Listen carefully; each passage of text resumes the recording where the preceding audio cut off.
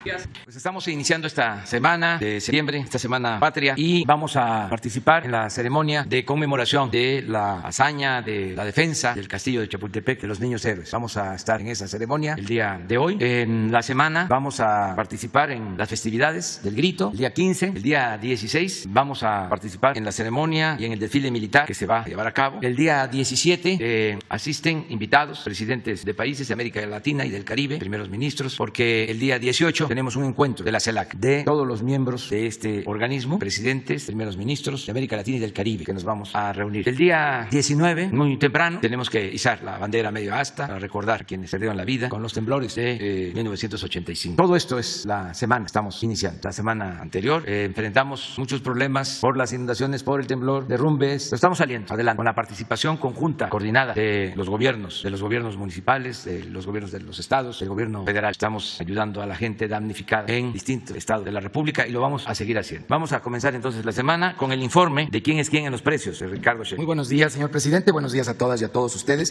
¿Quién es quién en el precio de los combustibles? En el precio de la gasolina, el precio promedio de la regular 20 pesos 55 centavos por litro, de la premium 22 pesos con 44 centavos por litro y 21 pesos con 73 centavos es el promedio por litro del diésel. Ustedes pueden ver que en esta semana que está transcurriendo el apoyo, el incentivo fiscal al combustible en el caso de la regular es de 53.55%, bastante alto, es más de la mitad del IEPS que se está condonando, porque el precio del petróleo está en $64 con 38 centavos. Pueden ver ustedes ahí en la gráfica, se ha mantenido bastante alto el precio del petróleo a nivel internacional. Las tres marcas más económicas en el país en los promedios de la semana pasada fue ExxonMobil, G500 y Orsan, mientras que las tres que dieron en promedio los precios más caros como marca fue Reco, Chevron y Arco. Vamos ahora por la gasolina regular. G500 tiene en Miguel Hidalgo, aquí en la Ciudad de México, el precio más alto, 21 pesos 80 centavos por litro, con el promedio de margen más alto, 3 pesos con 50 centavos. Mientras que franquicia Pemex en Tuxtla Gutiérrez, Chiapas, con un precio al público de 20 pesos con un centavo por litro, tiene una margen de 15 centavos. Arco para la gasolina premium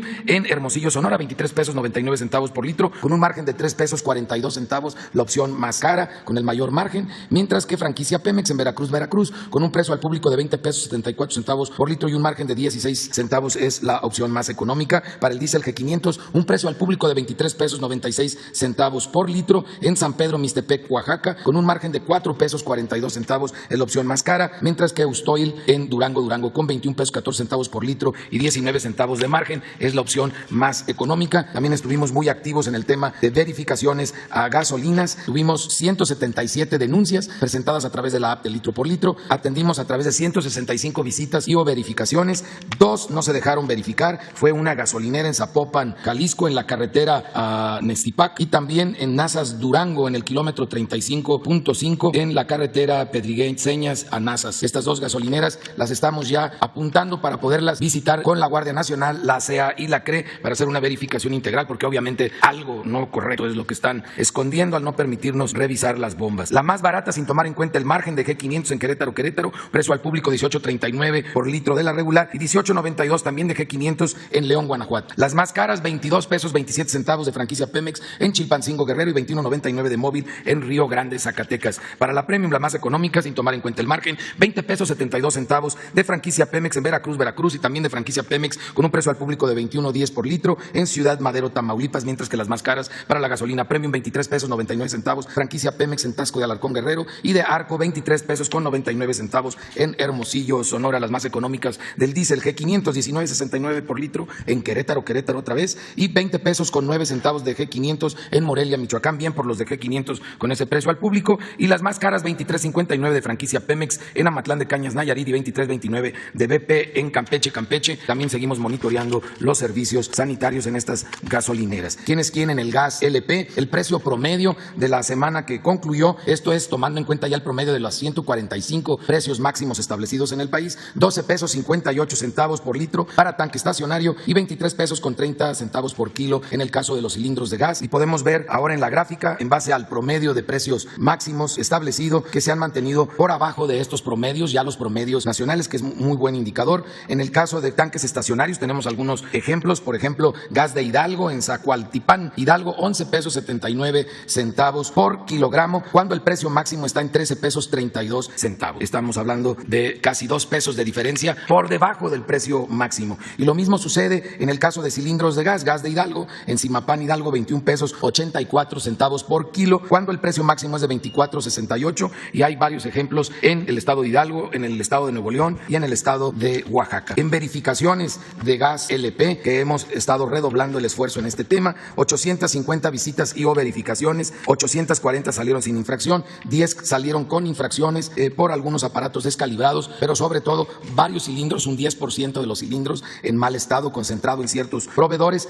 2 no estaban respetando el precio máximo, ambas eran de gas imperial, 2 camiones, el precio máximo de 22 pesos 32 centavos, y pues no exhibían el precio. Cuando no exhiben el precio, según el mono la pedrada, ese es el gran riesgo que tenemos, y por eso estos 2 camiones fueron suspendidos. Obviamente estaban vendiendo por abajo del precio máximo, si no sería lo primero que presumirían a la hora de vender el gas. Y una estación de carburación que fue cerrada por la ASEA, no cumplía con nada, y nosotros tomamos control de los cilindros de gas, lo cual nos aumentó el promedio de los cilindros de gas porque estaban en pésimo estado todos los cilindros de gas de esta estación de carburación que se encontraba en Coatlancingo, estado de Puebla. Seguiremos estos trabajos en coordinación con la CRE, con la CEA y con el respaldo de la Guardia Nacional, como también en algunos operativos agradecemos el apoyo de la Secretaría de Marina. Toca remesas. ¿Quiénes quieren las remesas? Otra vez nuestros paisanos, héroes y heroínas que desde los Estados Unidos siguen rompiendo récord en el envío de remesas. La remesa promedio, como ustedes saben, es de $350 al mes, y en el mes de julio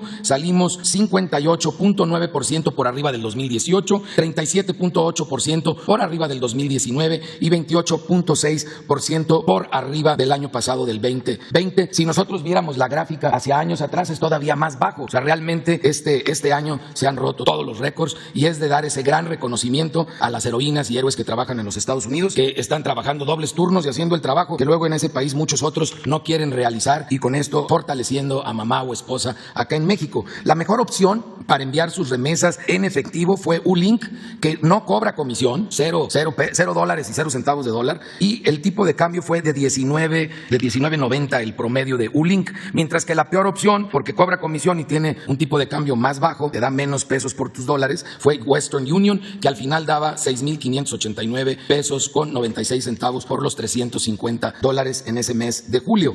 A depósito en cuenta, Ulink sigue siendo la mejor opción, mismo tipo de cambio y sin comisión, mientras que en el caso de depósito a cuenta fue Pangea Money Transfer con 6.676 pesos con 72 centavos. Telecom sigue siendo quien tiene cubiertos más municipios en todo el país. Oxxo, el que tiene más sucursales, 19.146, y que abre de 6 de la mañana a 10 de la noche. No ha habido mucha variación en el tema de las ventanillas de pago por el lado mexicano. Y siguiendo la instrucción del señor presidente, hemos elaborado un quiénes quieren los precios para apoyar a todas las mexicanas y mexicanos que están recibiendo el apoyo del gobierno federal para recuperar su casa, reconstruir su habitación, o también para comprar enseres. Esto por lo que mencionó el señor presidente, para contrarrestar los desastres naturales a los que se ha visto sometido nuestro país. Y lo estamos haciendo estado por estado. Cada mes seguimos publicando el quiénes quieren los materiales de construcción, pero lo estamos haciendo con un enfoque especial a los estados que están recibiendo este apoyo que ha instruido el presidente de México, Andrés Manuel López Obrador. En el estado de Hidalgo tenemos el ejemplo, pueden ver los principales materiales de construcción y cuál es el precio unitario. No son precios de mayoreo, son precios de menudeo, por lo tanto no debe en el estado de Hidalgo de pagarse más de este monto por una varilla, por un costal de cemento, un costal de cal, pero también estamos haciéndolo con los principales enseres domésticos: cafetera, colchón individual, estufa, lavadora, licuadora, olla de presión, refrigerador, que son los artículos que están comprando quienes se han tenido que padecer estas circunstancias de embates de la naturaleza. Lo estamos haciendo en el estado de Hidalgo, lo estamos haciendo en el estado de México, en el estado de Guerrero, en el estado de Puebla, en Veracruz, como también lo estamos llevando a cabo en el estado de Nayarit, en el estado de Jalisco, en Baja California Sur, en Oaxaca, en Sinaloa, y por último también hasta ahí llega. Esos son los estados en los que tenemos este operativo especial. Aparte de dar a conocer el quiénes quieren los precios de materiales para la construcción y de enseres domésticos básicos, también estamos realizando visitas a los proveedores en estos estados que acabo de mencionar. Son 237 visitas que realizamos la semana pasada, y ahí tenemos algunas fotografías para constatarlo. Afortunadamente no encontramos proveedores que estuvieran hasta este momento abusando, y pues para que ninguno se pase de rosca, por eso darles a conocer estado por estado cuál es el precio unitario de estos productos, y que aprovechen bien el apoyo que se está dando por parte del gobierno federal para que efectivamente se invierta en material para construcción o reponer poner enseres domésticos básicos que se hayan perdido por estos desastres naturales. Muchas gracias. Vamos con los videos. La Secretaría de la Defensa Nacional informa los avances en la construcción del Aeropuerto Internacional Felipe Ángeles al 13 de septiembre de 2021. En la pista norte y central, plataformas y rodajes, se realiza la aplicación de riego en pista y tendido de concreto en márgenes de calles de rodaje, como parte de la estructura de los pasos a desnivel. En la terminal de pasajeros, se lleva a cabo la colocación de iluminación e instalación de equipo eléctrico, hidrosanitario, aire acondicionado, contraincendio y sistema de inspección de equipaje documentado. Asimismo, la colocación de plafones de doble nivel en pasillos del Centro de Datos General.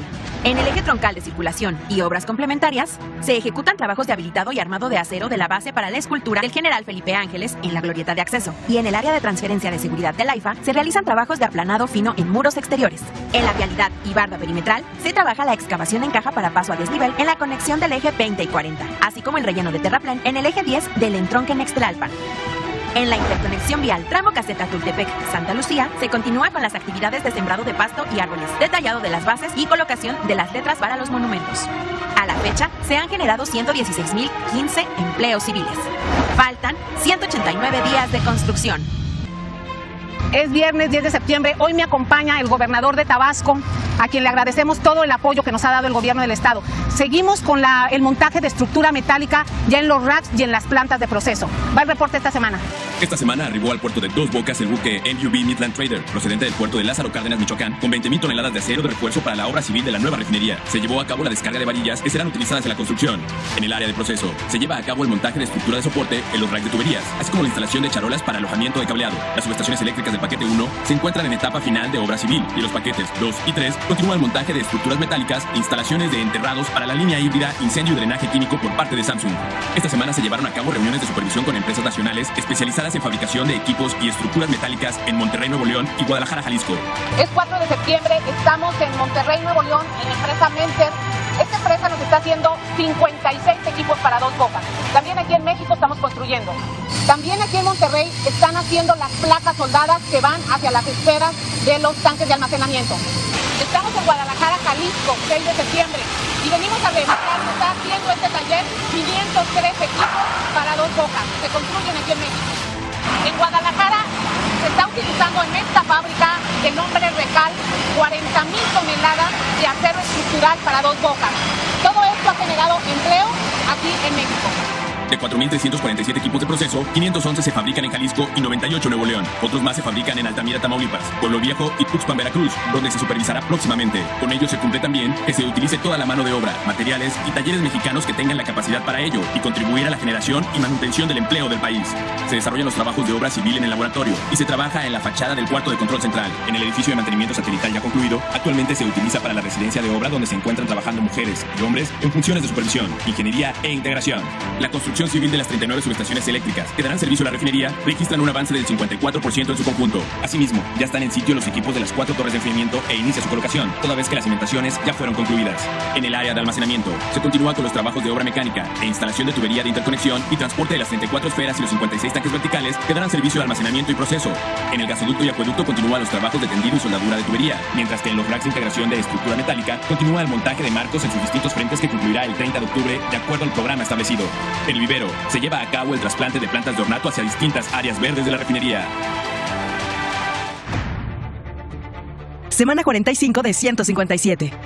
En el tramo 1, realizamos trabajos de excavación, afine y colado de plantilla para las obras de drenaje transversal y proseguimos el suministro, conformación y compactación de terraplén. En el tramo 2, seguimos con las actividades de limpieza del terreno, como de despalme y desmonte, y avanzamos con la llegada de rieles nuevos. La cifra ya asciende a 6.114 toneladas en el almacén de Pomuch. En el tramo 3, ejecutamos actividades para la construcción de pasos vehiculares, como el armado y cimbrado en el muro de estribo y el armado de acero en los muros de aleros. En el tramo 4, continuamos con los trabajos de adecuación de carretera, que incluyen actividades de colocación de base hidráulica, construcción de muros de contención y pasos ganaderos. Finaliza la reubicación de árboles en tramo 5. Al día de hoy, como parte de la estrategia de mitigación ambiental, hemos reubicado 20.515 árboles y palmeras en el tramo Tulum-Cancún, lo que significa un 93% de la meta. El rescate de árboles son labores realizadas con el mayor cuidado posible. Gracias a las técnicas de expertos, tenemos un porcentaje de sobrevivencia de 80%. Para garantizar este porcentaje, seleccionamos árboles fuertes y sanos, sin síntomas de marchitamiento. Una vez seleccionados, elegimos la técnica de trasplante más adecuada. Al extraerlos, Se coloca una malla de sombra que los protege de la deshidratación. Lo más importante a la hora de reubicar un árbol es definir el propósito que tendrá en su nueva ubicación. Muchos de los árboles reubicados tendrán su nuevo hogar en parques y escuelas, donde su sombra será mejor aprovechada. Al llegar a su destino, el árbol se introduce en una poceta previamente hecha. Una vez reubicado, iniciamos las actividades de monitoreo y cuidado constante para garantizar la mayor calidad de vida posible de los árboles. Al día de hoy, la cifra de empleos generado por el Tren Maya asciende a 83,605. El Tren Maya avanza. Construcción del tren interurbano México-Toluca. Reporte semanal. Tramo 1, 36 kilómetros. Avance de obra 100%. Talleres y cocheras Encina-Cantepec. Las vías de lavado y sopleteado están terminadas y listas para operar. Se usarán en el mantenimiento diario de las unidades del tren interurbano. Viaducto 2. Continúa la colocación de canalizaciones, instalación de vía y colado de plintos de concreto en este frente. Tramo 3, 17 kilómetros. Avance de obra 53%. PIP La Venta. Inició el seccionamiento del puente para su retiro. Se realizan cortes en sentido longitudinal con hilo de diamante y discos especiales para posteriormente desmontar por partes la estructura. Viaducto Mixto 2. Se unen por medio de soldadura de campo las secciones de acero que fueron fabricadas en el taller de Guadalajara. Estos elementos serán transportados a la zona de casetas donde se instalarán sobre las columnas para formar el viaducto. Estación Santa Fe. Se montan los cabezales de acero fabricados en el taller para recibir los siguientes elementos que soportarán la estructura de la estación. La estación se construye sobre el vaso regulador Totolapa, que seguirá operando en convivencia con esta estación. Hondonada Zagarpa. Se construye la segunda columna para el viaducto en doble voladizo. A partir de cada una de estas, crecerán las traves en módulos equilibrados hacia ambos lados, hasta unirse en el centro del claro, llegando al mismo tiempo a los apoyos extremos del doble voladizo. Presa Tacubaya. Continúan los preparativos para el armado de la lanzadora de lobelas prefabricadas de concreto para la construcción del viaducto sobre la zona boscosa. Se continúa con el desasolve del vaso de la presa Tacubaya para el control de avenidas durante la época de lluvias. Secretaría de Comunicaciones y Transportes. El Istmo de Tehuantepec es la franja más estrecha del país. El programa Istmo aprovecha esta posición para dinamizar la economía y generar bienestar en la población. A continuación, se informa el avance de obras a 13 de septiembre de 2021. En el puerto de Coatzacoalcos, estamos a punto de terminar los trabajos de dragado. Con un avance del 99%, se retiran 650 metros cúbicos de material, lo que aumentará la capacidad de desembarque y agilizará el traslado de mercancías. En el puerto de Salina Cruz, como parte de las acciones para el cuidado del medio ambiente, trabajamos en la preservación de las tortugas golfinas. Llevamos a cabo recorridos de verificación por la zona de construcción del rompeolas oeste. Revisamos el estado de salud de los ejemplares a través de los caparazones. Ubicamos y protegemos sus nidos. De ser necesario, brindamos atención médica. Además, damos continuidad a los resolutivos de la manifestación de impacto ambiental con acciones de rescate y reubicación del caracol púrpura. En el ferrocarril del Istmo de Tehuantepec, continúa la remodelación de la vía en los 5 tramos. De Medias Aguas, Veracruz, a Salina Cruz, Oaxaca, se tiene un avance general de 63%. En el tramo 4, que va de La Mata a Colonia El Jordán, se concluye la compactación de la plataforma con rodillo neumático y la soldadura luminotérmica del riel. Y está en proceso la nivelación y el ajuste de la nueva vía. Por medio de un enfoque sustentable, el programa Istmo sienta las bases de una economía fuerte y diversificada, con capacidad para preservar e incrementar el capital natural del Istmo de Tehuantepec. La Comisión Nacional del Agua informa los avances en la construcción de la presa de almacenamiento Santa María, Proyecto Baluarte, Presidio. La presa tiene un avance físico general del 29.3%. En el portal de entrada se continúan los trabajos de colocación de acero de refuerzo, así como de cimbra y concreto hidráulico para muros laterales y pilas centrales de las embocaduras de los 3 túneles. En el túnel 1 se realizan trabajos de limpieza, colocación de concreto de reposición, acero de refuerzo y concreto hidráulico para la losa del piso. En los túneles 2 y 3 se continúa con el barrenado y excavación con uso de explosivos, la colocación de marcos y columnas metálicas, así como la inyección de anclas de fricción. En el túnel 2 se realiza la colocación de malla electrosoldada y concreto de empaque en columnas metálicas en la zona de la caverna. En el vertedor 1 se continúa con la colocación de concreto lanzado, anclas y drenes sobre taludes, así como el habilitado de la rampa de acceso. En el vertedor 2 se realiza la instalación de cimbra, acero de refuerzo, anclaje y concreto en muros revestidos, así como trabajos de limpieza, colocación de tubería de drenaje y de concreto de reposición. Sobre la margen izquierda de la cortina se avanza en los trabajos de barrenado y excavación por medios mecánicos y con uso de explosivos, así como con la carga y acarreo para el retiro de material, producto de la excavación. En el banco de materiales se sigue con su extracción, acarreo y almacenaje para la obtención de agregados para concreto como arena y grava. En talleres externos en el Estado de México y Querétaro se continúa con la fabricación de los distintos módulos que conforman los obturadores de las embocaduras de la obra de desvío. A la fecha, se han generado más de 2.800 empleos totales en la construcción de la presa, creando oportunidades para la población de la región y reforzando el compromiso del Gobierno de México para apoyar al campo y asegurar el abasto de agua a los sinaloenses. Quedamos pendientes. Elian Valadez. Buenos días, señor presidente. Mi nombre es Eliane Valadez. Vengo del canal de YouTube EliTV Oficial. Soy mexicoamericana y radico en Florida. Le tengo dos planteamientos. El primero es los connacionales o héroes vivientes, como usted nos ha denominado. Pedimos al INE ser incluidos para participar en la revocación del mandato, ya que en la anterior consulta popular no fuimos tomados en cuenta por el INE para la participación en el ejercicio democrático. Al igual que en las elecciones del 6 de junio, muchos no pudieron participar en el acto democrático por dos razones fundamentales. No recibieron la credencial para votar o no recibieron su boleta para enviar su voto. Precisamente por las ineficiencias y confusiones del INE, pareciera, presidente, que el INE también es el enemigo de la democracia, evitando el voto extranjero. Tan solo el INE, mi presidente, requiere 17.5 millones de pesos para garantizar la participación de los mexicanos y mexicanas en el exterior siendo esto por medio de un voto electrónico. Ante la iniciativa que usted mandará al Congreso, ¿cómo podría usted incluirnos en esta reforma del INE para tener más participación en la democracia mexicana? Ese sería mi primer planteamiento, presidente. Gracias. Pues es una demanda de tiempo atrás el que se facilite la votación de nuestros paisanos en el extranjero. No se ha avanzado históricamente, ha resultado un fracaso. Si se hace un análisis, una investigación de cuánto dinero se ha gastado para lograr este propósito y cuáles han sido los resultados, encontramos de que no hay avance. Sigue participando muy poca gente, no se garantiza a los mexicanos en el extranjero el derecho a votar. Por eso vamos nosotros a tratar este tema, no esperar hasta la nueva iniciativa de ley de reforma electoral, sino le voy a encargar a la Secretaría de Relaciones Exteriores, al secretario Marcelo Ebrard, de que empiece toda una campaña con este propósito, que se convierta en una causa el que puedan votar y que se den facilidades y que no haya tantas trabas burocráticas, que se busquen mecanismos eficaces, modernos para votar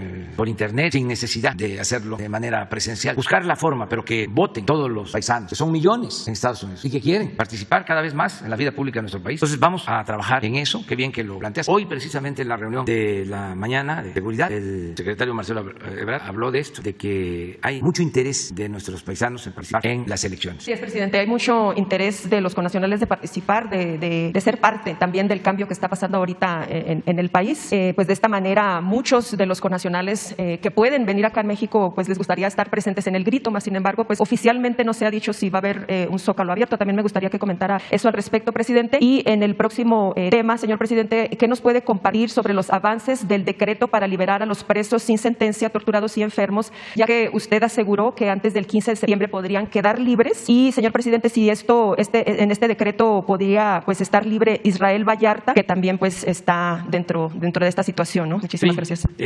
Mañana tienen que informarnos el secretario de Gobernación y la secretaria de Seguridad Pública y Protección Ciudadana. Mañana van a estar aquí para informarnos sobre este decreto con el propósito de liberar a presos que de manera injusta permanecen en prisión. Quienes no tienen sentencia desde hace muchísimos años, quienes están enfermos, que esto es muy lamentable, personas grandes, enfermos, que deberían de ser liberados, y quienes se ha demostrado que fueron torturados. Entonces mañana va a informarnos el secretario de Gobernación y la secretaria de Seguridad Pública, porque hay muchos trámites que nosotros también padecemos. Por eso hablé desde el principio que había que levantar al elefante que encontramos echado, un elefante mañoso, reumático, más que nada mañoso, y ya lo paramos, pero hay que estarlo empujando para que camine. Y todos tenemos que ayudar, porque entre otros problemas tenemos que enfrentar las inercias burocráticas. No se puede, no hay, como decía el finado Héctor Suárez, ¿se acuerdan? ¿No? Qué gran actor. No hay, no se puede. Así, hay que estar todos los días empujando. Entonces se va a hablar con el presidente de la Corte, va a hablar con el fiscal, con el propósito de que se agilicen los trámites, se liberen a muchas personas. Ya lo están haciendo gobiernos estatales. Tomó el modelo, la decisión, la jefa de gobierno de la Ciudad de México, y ya nos ganó, ya liberó como a 40 detenidos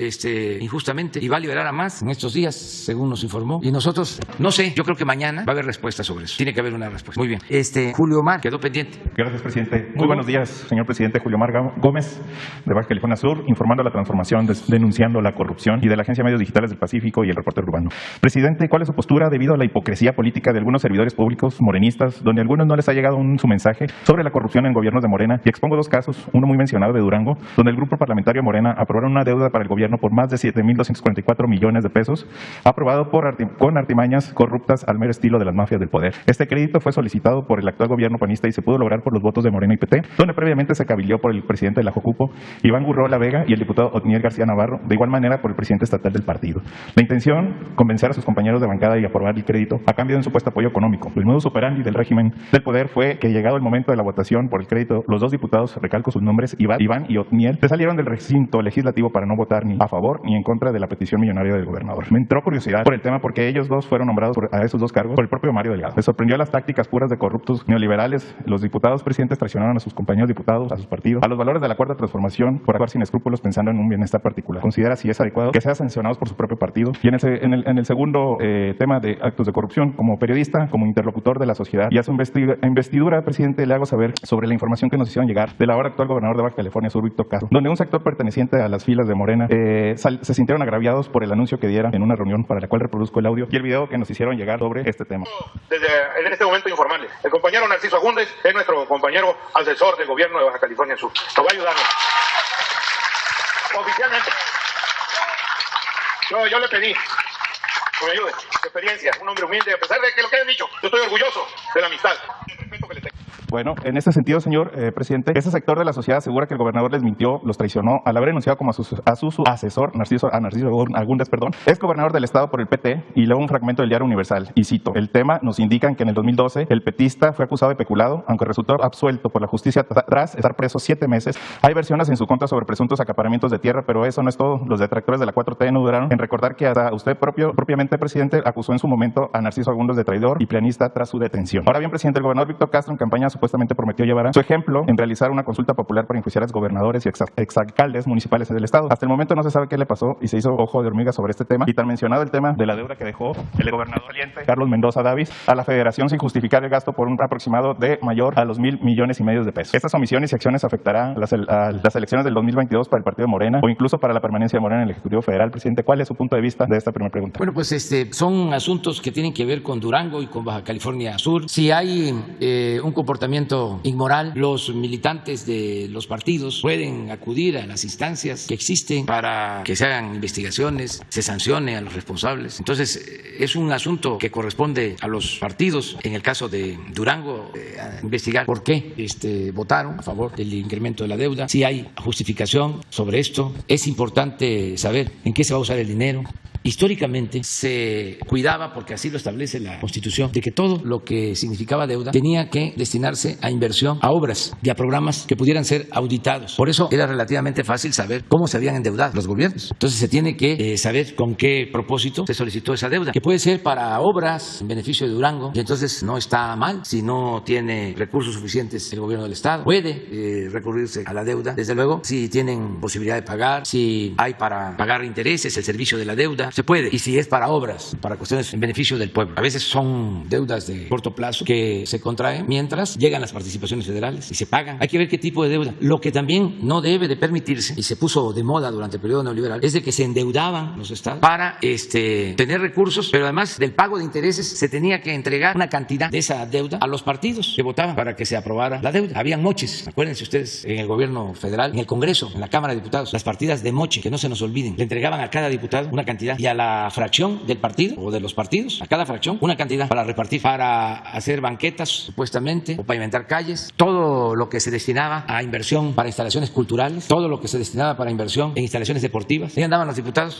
negociando con sus oficios de autorización que les daba Hacienda, con los presidentes municipales. Mira, te doy esto, nada más que me tienes que dar un moche. Así de vergonzoso era. Y no importaba que el diputado fuese de Baja California Sur, podía negociar con un presidente municipal de Quintana Roo o de Chiapas. Por eso se aprobaba el presupuesto por unanimidad, porque los maiciaron. No voy a dejar de repetir que en los 3 años que fue secretario de Hacienda, Cárcens, considerado una gran eminencia por la tecnocracia neoliberal corrupta, durante los 3 años que fue secretario de Hacienda, el presupuesto se autorizó por unanimidad. Un mago, un maestro. ¿Cómo le hacía? Pues así. Cada vez que se tenía que autorizar el presupuesto, era como un tianguis la Cámara de Diputados. Llevaban hasta comida de los estados, ponían carpas para celebrar a los legisladores, con el propósito de que les dieran sus recursos. Y habían gestores, coyotes, más finamente se llaman lobistas, no son más que coyotes, que decían: soy especialista en bajar recursos. Esa palabra o esa frase. ¿En qué trabaja? En bajar recursos. Y eran los que hacían ahí. Llegó al extremo de que un gobernador, eso los dejo de tarea, llegó a ese cargo por los moches, porque era legislador y era como el que recogía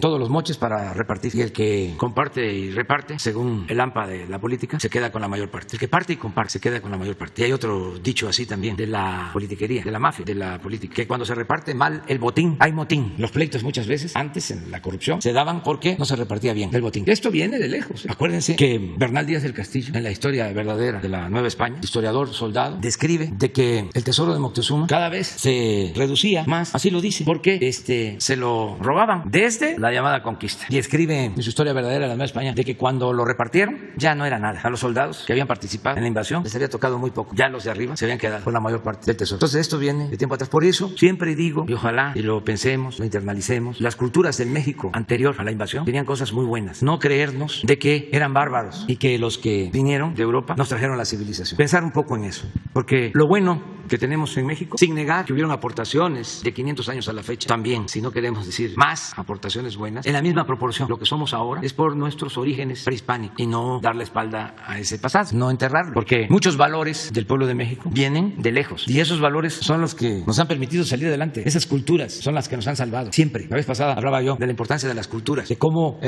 bombardean, destruyen Japón y renacen por las culturas de los pueblos, porque no es lo material, lo importante son las culturas. Pero, en fin, es muy interesante. Sí, gracias, presidente. Ya presentaste tus denuncias, corresponde a las autoridades verlo, en este caso los partidos. En lo que menciona sobre Baja California Sur, pues corresponde al maestro Víctor actuar bien. Yo le tengo confianza al maestro Víctor, lleva mucho tiempo luchando, es un hombre honesto, es una gente íntegra y creo que le va a ir muy bien al pueblo de Baja California Sur. Sí, gracias, presidente. Pues sí, se está viendo el amiguismo, el compadrazgo y el nepotismo en el Estado, pero vamos a seguir investigando a ver la relación que hay con los gobernantes y los funcionarios que llevaremos a la denuncia de la situación de los nuevos gobiernos. Presidente, mi última pregunta, uno de sus grandes objetivos, hablando de moches, ha sido fortalecer a Pemex y garantizar el abasto suficiente de gasolina. Para ello, Pemex ha privilegiado sus alianzas con empresas gasolineras mexicanas, que son las que proveen la gasolina al público. Hay muchas quejas en el CRE, la Comisión Reguladora de Energía, que es uno de los llamados organismos autónomos, al frente de Leopoldo Vicente Melchi García.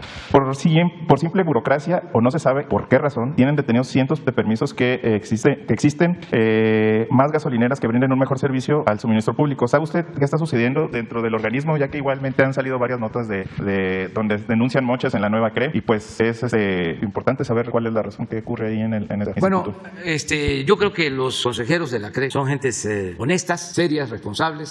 Se pudo cambiar a los miembros del consejo y todos, mujeres y hombres, son íntegros, son honestos. Puedo estar tranquilo, sé que no hay corrupción en la CRE, que no hay moches. Anteriormente había un problema ahí y en todos estos organismos, mucha corrupción, empezando por la decisión que tomaron cuando se llevó a cabo la reforma energética de entregar concesiones a diestra y siniestra, permisos de importación para la instalación de gasolineras, para la introducción de combustibles, un desorden. Y en la mayoría de los casos esos permisos no se aplicaron, entraron a una especie de mercado negro en donde se vendían, algo parecido a lo que se hizo cuando entregaron los contratos de las famosas rondas para extraer petróleo. 110 contratos y deben de estar en activo, se deben de estar invirtiendo en 20 cuando mucho. Ya en sentido estricto deberíamos estarlos cancelando, pero no lo hacemos porque van a acudir a instancias internacionales y van a pedir que les paguemos indemnización. Entonces mejor no, que se queden ahí. Lo que hicieron fue venderlos. También hay un mercado negro. Imagínense, se convoca, se licita, se va a entregar este bloque en aguas someras, en las costas de Tabasco, una superficie considerable. Se inscriben quienes tenían influencia, agarraderas, ganaban, pero no para invertir y producir petróleo, extraer petróleo, sino para quedarse con la concesión y luego venderla y ganarse muchísimo dinero. Una vil especulación. Esa fue la llamada reforma energética. Decían, ahí están los considerandos de las leyes, que íbamos a estar produciendo 3 millones de barriles diarios con la reforma energética, porque iba a llegar a raudales la inversión extranjera. Nada. Por eso tomé la decisión desde el principio. No se cancela ningún contrato, porque son tan chuecos que hasta me iban a echar a mí la culpa de que si no invertían era porque yo no los apoyaba o no les permitía que invirtieran o les cancelaba sus contratos. Dije, no, todo el apoyo. Pero han pasado 5 años y de esos 3 millones de barriles diarios, ¿saben cuántos están extrayendo? 20,000 barriles diarios de 3 millones que ofrecieron. ¿No es un fraude? ¿No mintieron? Y todos los medios de información apoyando la llamada reforma energética. Me acuerdo que cuando Calderón había unos mensajes, a ver si de repente los consiguen ahí en las redes, en las benditas redes sociales, porque ahí queda testimonio de todo, donde decía el gobierno, tenemos un tesoro en las profundidades del mar, nada más que necesitamos inversión y necesitamos tecnología para extraerlo y requerimos de una reforma. Pues ahí está el tesoro. Hicieron la reforma y sacaron provecho unos cuantos y no se benefició al pueblo de México. Bueno, las dos compañeras, y luego un hombre, y luego el Sara, y luego tú. Buenos días. Bueno, y de aquel lado también. A ver si nos alcanza, porque me tengo que ir allá al Castillo. Pero adelante. Buenos días, presidente. Buenos días a todos. Erika Ramírez, de la revista Contralínea. Presidente, entre 2010 y 2015, los entonces presidentes Felipe Calderón y Enrique Peña Nieto, junto con varios secretarios de Estado, entre ellos Ernesto Cordero, Genaro García Luna y Salvador Vega Casillas, entre otros, autorizaron la asignación directa de 8 contratos que vencen hasta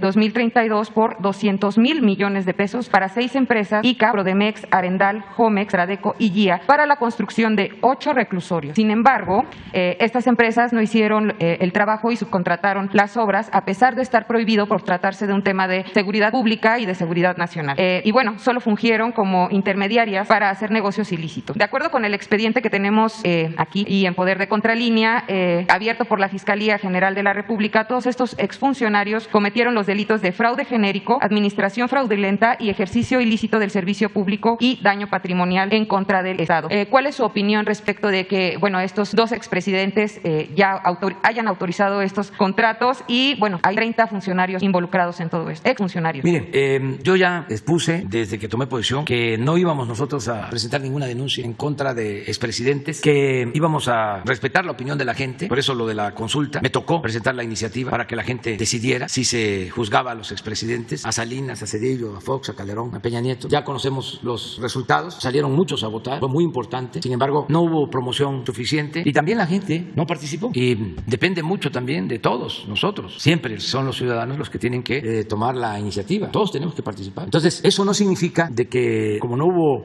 participación suficiente, no fue vinculatoria, no significa que no se pueda juzgar, pero eso es un asunto que tiene que ver el Poder Judicial, básicamente, la Fiscalía y el Poder Judicial. Mi opinión desde que tomé posición era de que nosotros teníamos que pensar hacia adelante, de poner el ejemplo y no permitir nosotros la corrupción y no empantanarnos en escándalos, en la política que se seguía de actos espectaculares, lo que hizo Salinas con el dirigente petrolero y otros de ese tipo, para terminar siendo un gobierno completamente corrupto, ¿no? ¿Para qué eso? Es mejor dar el ejemplo de que no va a haber corrupción y no permitir la corrupción. Sí, ventilar todos los casos de corrupción y que los ciudadanos en libertad puedan presentar denuncias. En este caso es un expediente abierto por la Fiscalía General de la República. Un expediente abierto y va a ser la Fiscalía la que tiene que resolver. ¿Qué es lo que a mí me importa? Más claro que tiene que haber justicia, ¿no? Pero me interesa mucho el poder recuperar, el que haya reparación del daño. En este caso de los contratos, solo en lo que me falta de gobierno, si así lo decide el pueblo, por esos contratos nos vamos a ahorrar 10,000 millones de pesos. O sea, porque se renegociaron. Teníamos que pagar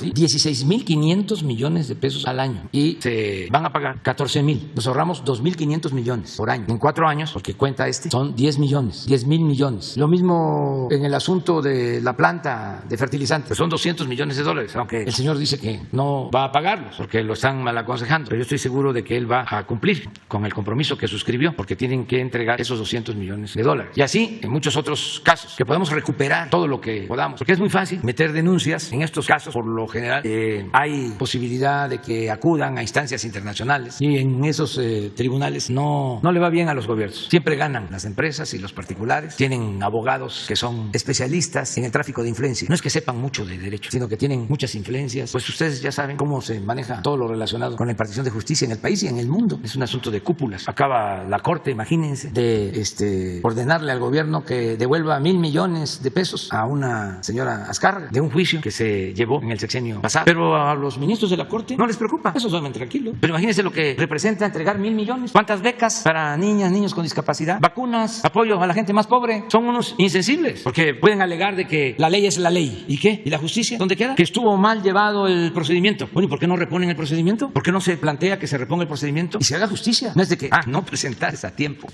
el escrito, te faltó ponerle la fecha, no asististe a la audiencia. Entonces, ¿cómo no se van a dar cuenta de que se trata de 1,000 millones de pesos? ¿Que no están ahí para impartir justicia? Entonces, eso es un problema que tenemos. Entonces, si se puede llegar a un acuerdo y recuperar recursos, pues ya lo hemos hecho. Lo hicimos en el caso del gas, esto de los reclusorios, y en otros casos. Perdón, las empresas que estuvieron involucradas serían tomadas en cuenta nuevamente en su administración para cualquier otro tipo de contrato, presidente. Sí, porque si se arreglan, no hay problema. También se tiene que tomar en cuenta de que por lo mismo de esta situación de intermediación que existía, la empresa muchas veces que ganaba el contrato no era la que lo operaba. Ya muchas de esas empresas ya vendieron o entregaron esos recursos o los convirtieron en bonos y están en fondos financieros. Entonces ya pues hay que arreglarse con quienes tienen todavía esos fondos y lo estamos haciendo así. Un asunto delicado por tratarse de seguridad nacional, ¿no? Es un asunto muy delicado. Mire, yo nunca pensé de que estuviesen tan mal las empresas de construcción, y cuando empezamos a a gobernar, nos dimos cuenta de que tenían más abogados que ingenieros, buenísimos para el litigio, y le sacaban al gobierno lo que querían. En este tren Toluca, Ciudad de México, no solo es lo que destinaron para la construcción, destinaron miles de millones de pesos para liberar el derecho de vía. Muchísima corrupción. Ahora, afortunadamente, también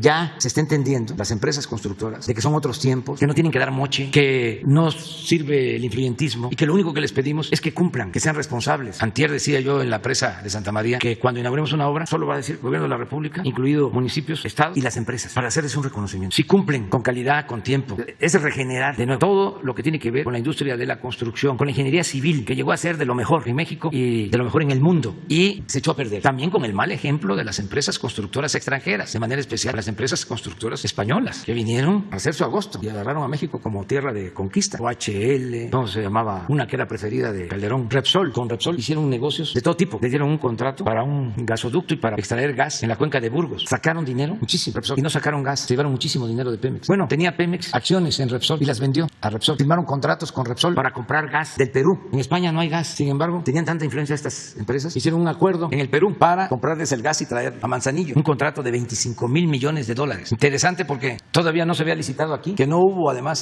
participantes, nada más ellos, los de Repsol, y ya en Perú habían logrado el contrato, informando de que ya tenían asegurado el mercado en México, que les iba a comprar el gas de la Comisión Federal de Electricidad. Entonces, por eso las empresas extranjeras, en particular españolas, y las mexicanas, pues lo mismo, se echaron a perder. Ahora empieza de nuevo una empresa que fue ejemplo, ICA, se echó a perder por completo. Está mencionada en este caso. Sí, y ahora está en una nueva etapa. Yo espero que se recupere, sobre todo que recupere el prestigio, que está dirigida por una mujer, Guadalupe Phillips, que me consta está interesada en que funcione esa empresa, porque antier estuvo allá en Santa María, está en las obras, porque ¿qué eran estos empresarios del periodo neoliberal? Pues fifís, con todo respeto, no iban a las obras, se compraban aviones de superlujo, los modelos más recientes, avanzados, se daban vida de monarcas, y entonces pues así, ¿cómo? Solo con las influencias y con la corrupción. Don Antonio Ortiz Mena, que fue secretario de Hacienda en dos sexenios, y fue muy buen secretario de Hacienda, decía que estaba permitido, desde luego, hacer negocios, y que era necesario el que participaran las empresas, que era fundamental, y yo coincido con él. Pero decía algo en lo que también coincido, de que se tenían que procurar ganancias razonables, es decir, que obtuvieran márgenes, utilidades del 10, del 15, del 20%, pero eso no era así, eran atracos, a veces se entregaba el anticipo y se fugaban, y como ya habían dado moche, soborno, no les hacían nada. Muy lamentable. Pues todo eso fue lo que llevó a la crisis de México. Pero ya vamos saliendo y es una nueva etapa y todos están participando, entendiendo de que son otros tiempos. Eso que hicieron con los gasoductos, imagínense, engañan de que van a construir 12 plantas termoeléctricas. 12 plantas termoeléctricas. Y que para abastecer esas plantas termoeléctricas requieren gas, contratar gas de Estados Unidos. No hacen las plantas termoeléctricas, pero sí contratan el gas a precios elevadísimos. Hacen su agosto. Igual que los reclusorios. En 20 años se terminan los contratos de los reclusorios, pero los reclusorios, de acuerdo al contrato, seguían siendo de la empresa, ni siquiera pasaban a formar parte del gobierno. Eso ya se logró en la negociación modificar. Pero así el caso de los gasoductos. ¿Y cuál es el problema que origina? ¿Por qué es perjudicial? ¿Por qué es dañino este modelo neoliberal o de saqueo? Porque ahora tenemos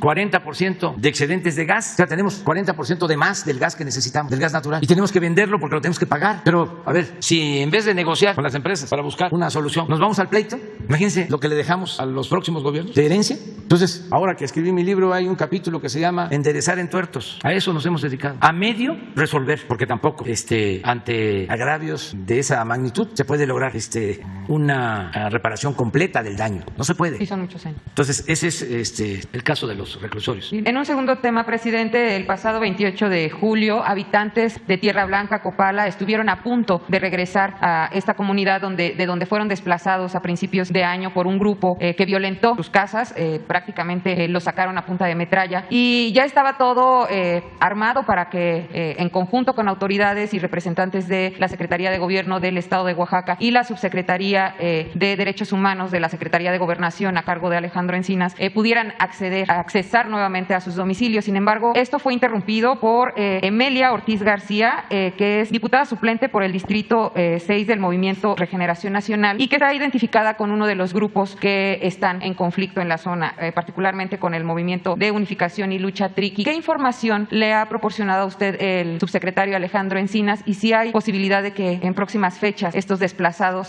por la violencia regresen a sus hogares? Sí, vamos a seguir buscando la conciliación. Esa es la tarea del subsecretario de Gobernación, Alejandro Encinas, también con el apoyo del gobernador Alejandro Murat. Es un conflicto que viene de tiempo atrás, pero sí se puede solucionar, sí se puede conseguir la paz entre todos. Acabamos de lograr, y esto fue también por la intervención del gobierno de Oaxaca. ¿Se acuerdan del problema de agua de un manantial son Mijes, que venía aquí el compañero de Rompeviento, Ernesto Ledesma? Sí. Me están invitando ya para que yo asista a la firma de un acuerdo. Ayútela, Mije.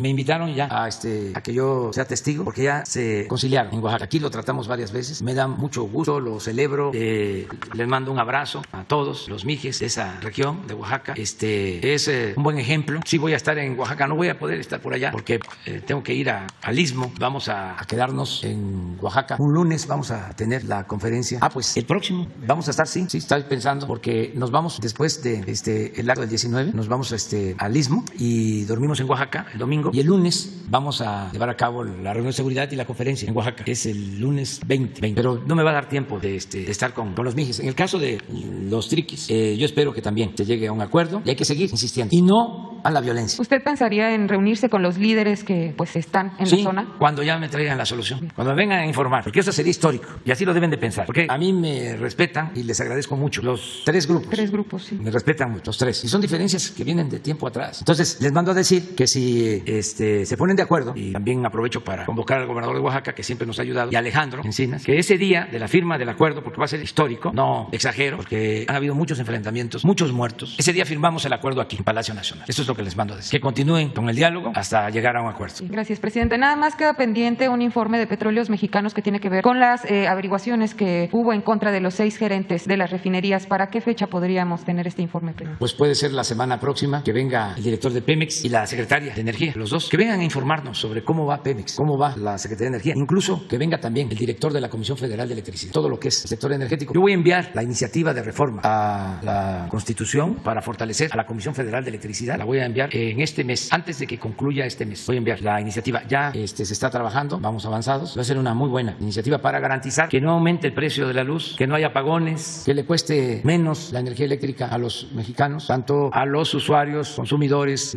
en las familias, en los domicilios, como a las empresas. Pero para eso requerimos fortalecer a la Comisión Federal de Electricidad, que la dejaron muy mal porque la querían desaparecer, la querían destruir para entregar el mercado de la industria eléctrica a particulares, a extranjeros. Afortunadamente sonó la campana, la alarma, y se detuvo la privatización. Si no, estaríamos como en España, que están subiendo cada vez más las tarifas de la energía eléctrica porque son particulares y ellos van por el lucro. No les importa el interés general, el interés colectivo, el interés nacional. Entonces, por eso sí necesitamos consolidar a la Comisión Federal de Electricidad. Además, es una muy buena empresa. Miren, con todo lo de las inundaciones, los huracanes. Ayer tenía yo el informe de que después del huracán, el de Baja California Sur, 99% de restablecimiento del servicio de energía eléctrica. 99% después de que pasó por Baja Sur.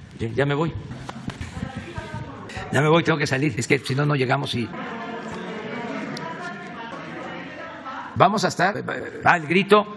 va a ser muy, muy importante. El grito nos va a emocionar a todos. Es una fecha histórica que no podemos olvidar, porque es grandioso de cómo el cura Hidalgo da ese grito de libertad, acompañado de un principio fundamental, de un propósito básico: la justicia. La justicia. Era un cura excepcional, Hidalgo. Por eso lo trataron con tanta hazaña. Pero era un hombre excepcional. Lo mejor, es nuestro padre, es el padre de nuestra patria. Un cura rebelde, revolucionario, que amaba a los pobres, que amaba al pueblo. Entonces, ese grito representa mucho. Estamos viendo cómo lo vamos a conmemorar, cómo se va a celebrar ese día. Les aseguro de que en sus casas la mayoría de los mexicanos va a poder participar, va a poder advertir todo lo que se va a hacer, el programa, todo completo. Eso es lo que estamos viendo, que no podemos hacer una manifestación, así abierta. Estamos viendo quiénes podrían estar. Desde luego, se dejó la réplica de una pirámide porque son 700 años, alrededor de 700 años de la fundación de México Tenochtitlan. No nos vamos a poner tan estrictos en cuanto a la fecha de la fundación. Ahí se lo dejamos a los historiadores y arqueólogos. 500 años de